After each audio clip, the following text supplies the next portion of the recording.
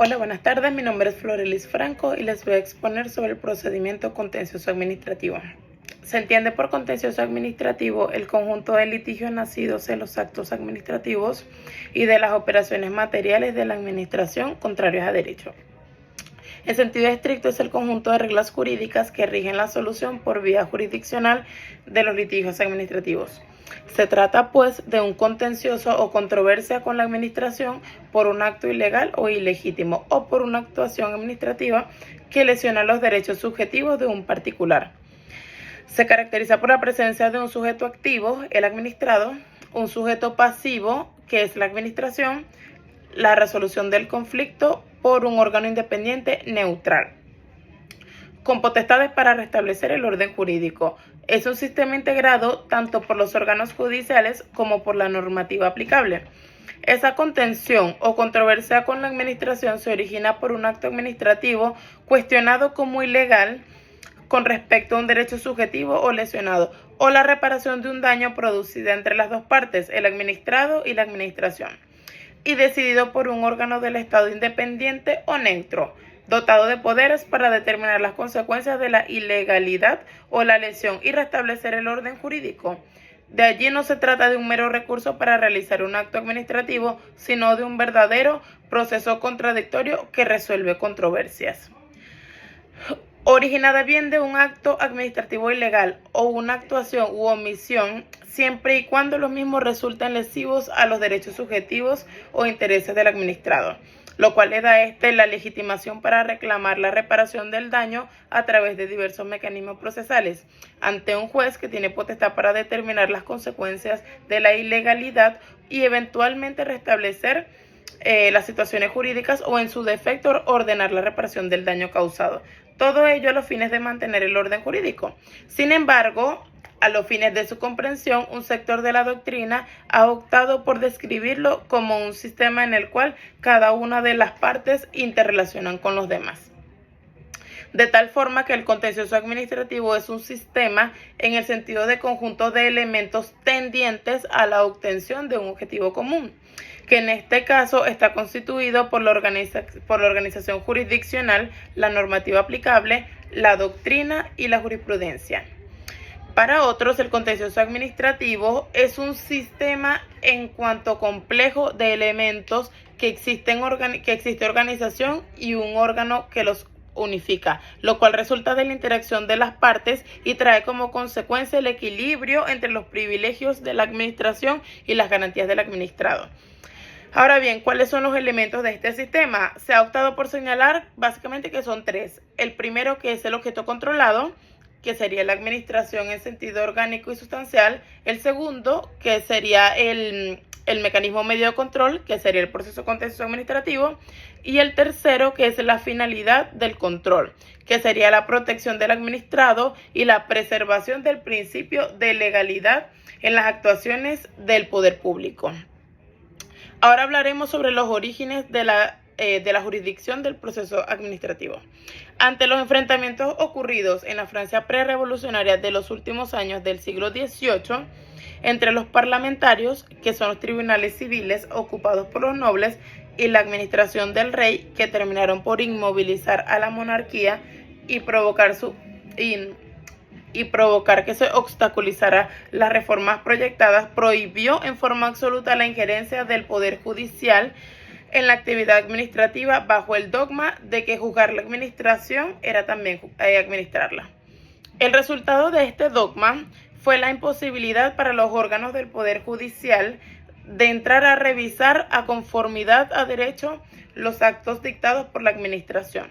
Lo cierto es que se está ante un principio de la separación de poderes interpretado a la luz de una tradición y a la luz de unos fines determinados. En tal razón, para juzgar al Ejecutivo, se elimina la posibilidad de atribuir esa función del Poder Judicial, con el fin de evitar intromisiones de ese último en las funciones administrativas.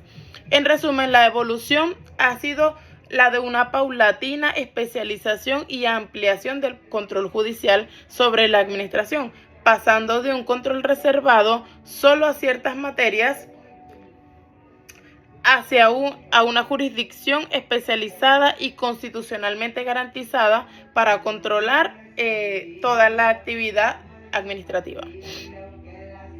La solución del ministro juez en ese momento fue: imposibilitado el Poder Judicial de revisar los actos de la administración para evitar una situación manifestantemente violatoria de los principios, de los propios principios revolucionarios referidos a la supremacía de la ley, se adopta así la figura del ministro juez, quien conoce de las reclamaciones contra la actividad administrativa como juez de derecho común entre 1790 y 1799.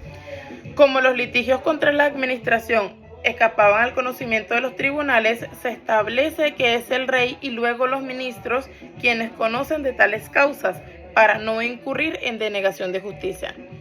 El problema es que el sistema no ofrecía seguridades a los particulares, ya que se trataba de un árbitro interesado, es decir, un juez por parte, y con lo que sencillamente no puede hablarse de un verdadero juzgador si su actuación no viene presidida de un principio de imparcialidad. La Comisión del Contencioso y la selección del Contencioso de Estado. En el año 1806 se crean los órganos consultivos de la Administración, el Consejo de Estado para la Administración Central y los consejos de prefectura para los prefectos, órganos del Poder Nacional desconcentrados territorialmente, comisiones consultivas y de jurisdicción administrativa.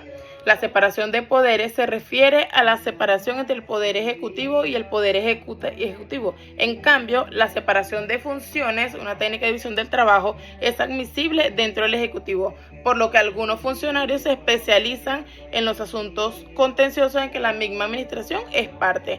De tal forma, se concibe entonces a la Comisión de Contencioso desde 1806, el origen de la sección del contencioso especializado en el enjuiciamiento de litigios a título de justicia retenido. Se trató entonces de crear una nueva separación entre la función activa y la función jurisdiccional en el seno de la administración. La evolución posterior tiende a la separación entre la jurisdicción administrativa y la jurisdicción activa, y hacia una paulativa analogía de los procedimientos de la jurisdicción contencioso administrativo respecto a los procedimientos judiciales. En 1953 se crean los tribunales administrativos provinciales como sustituto de los consejos de prefectura. Los reorganizados consejos de prefectura, ahora tribunales administrativos, son los jueces de derecho común. Ello implica que el Consejo de Estado solo conoce en primera instancia asuntos particularmente importantes y de los restantes como juez de apelación o de casación en ciertos contenciosos administrativos. En la actualidad, el Consejo de Estado, en su función jurisdiccional, también mantiene funciones consultivas de la administración y tiene diversos roles. El primero es que conoce en primera instancia de asuntos particularmente importantes. El segundo, conoce apelación de los recursos interpuestos. Y el tercero, conoce del recurso de casación en contra de las sentencias dictadas en la última instancia. Por cierto, tribunales administrativos especiales. Esta supervivencia del Consejo de Estado no solo explica por su antecedente histórico, sino porque se entiende que es el juez con la mayor competencia técnica para juzgar a la administración. La Ley Orgánica de Jurisdicción Contencioso Administrativo introduce elementos procesales que acentúan el carácter judicial, como lo son la adopción de la oralidad, publicidad y celeridad como principios rectores. Después viene el reconocimiento de amplias potestades cautelares, que serían las medidas preventivas, a los jueces para asegurar la eficacia del proceso, lo que les permite a ellos suspender efectos de actos administrativos o dictar mandatos de hacer o no hacer. Un ejemplo de un caso referente para finalizar podría ser la destitución de un funcionario público, específicamente la pretensión de nulidad contra un acto administrativo de efectos particulares. Esa fue toda mi exposición. Hemos finalizado. Muchísimas gracias.